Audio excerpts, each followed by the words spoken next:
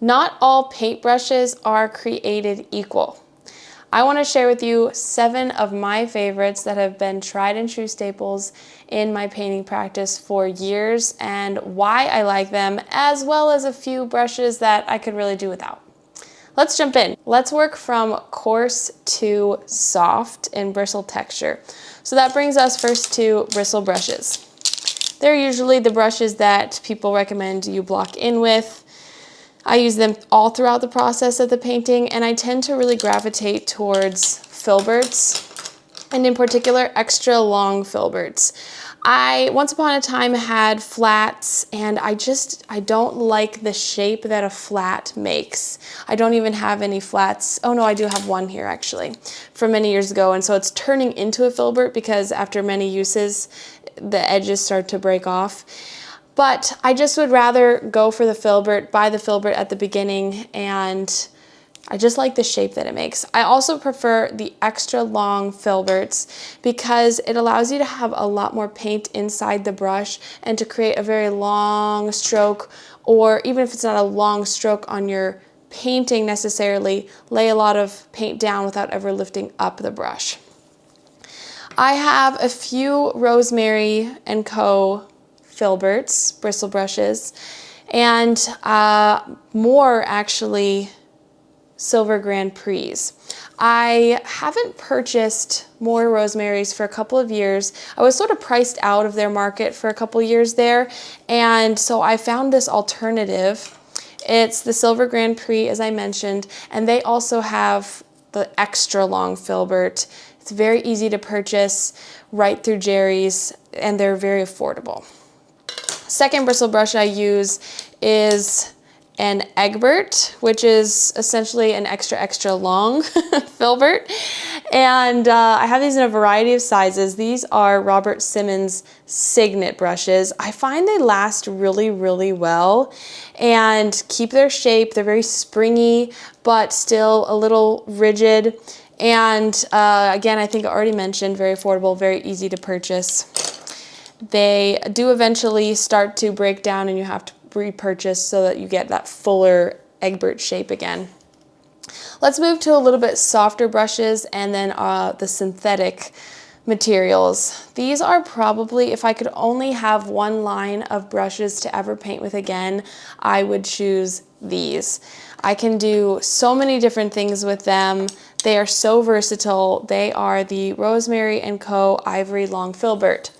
You're going to notice a recurring theme in the filbert shape. I really like them. These are the long filberts. They're synthetic, they're very springy, they're very tightly packed and fine hairs inside these brushes. And they lay the paint down so nicely and smoothly, where the bristles sometimes leave behind that bristly shape to the brush stroke, which can be really nice. Sometimes you don't want that. You just want to lay the paint down a little bit more smoothly, and this is where these come in really handy. They're great for, as I mentioned, all stages of the painting process. I generally just move from size to size, usually bigger at the start and then smaller towards the end.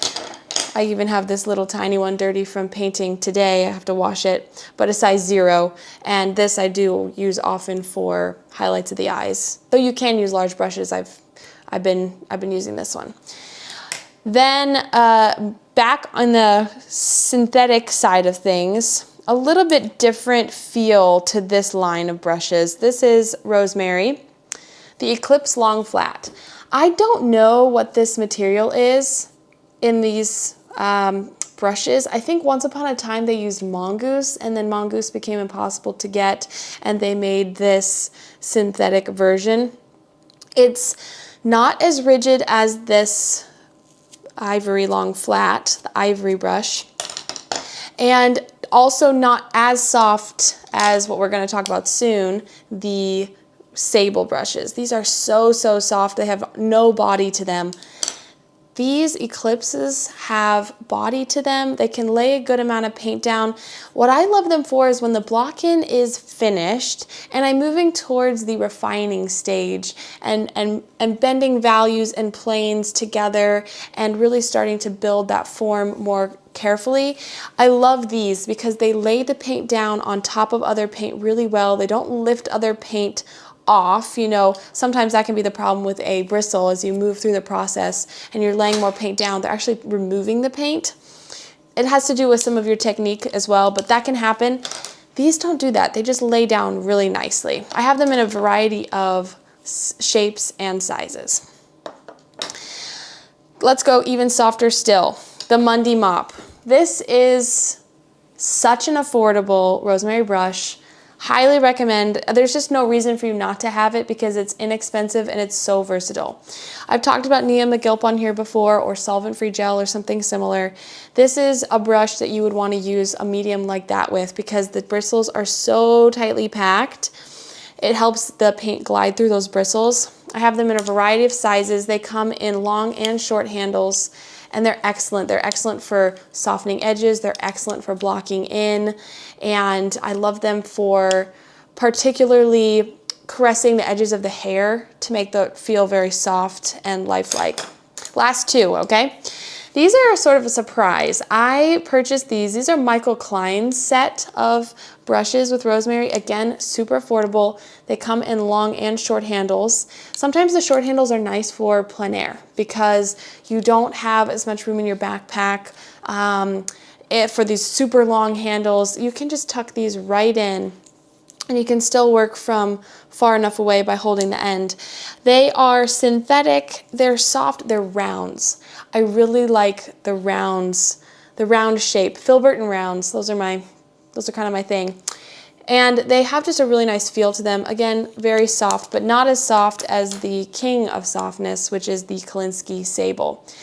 Kolinsky Sable is very expensive, and I do have to say they are worth it if you take care of them. This one I actually need to replace this spring at the Porch Society because it's sort of falling apart, but I treat them very carefully and they just can't be beat for a very soft, soft brush.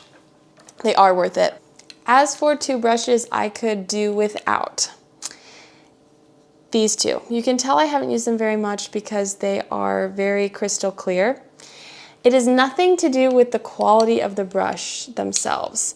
They are excellent quality, both rosemaries. This is an evergreen long flat and this is an ultimate short flat.